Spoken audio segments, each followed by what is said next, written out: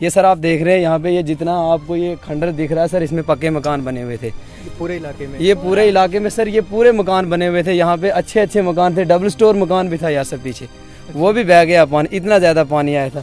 ये यहाँ आप देख रहे हैं यहाँ पे ये लोग रह रहे थे, यहाँ पे इनका अच्छा खाना पीना था। यहाँ पे जो लोग रह रहे हैं ये 20-25-30 साल पहले से यहाँ रह रहे हैं। तो यहाँ पे आप देख रहे हैं इनका बहुत अच्छा एक घर था यहाँ पे। ये यहाँ पे अपने बच्चों को मतलब पालते थे, खाना पाना खिलाते थे यहाँ पे लाके, और वो घर का नामो निशान ही नहीं है। आज ये 6 दिन से सर ये खुले आसमान के तले बैठे हुए हैं।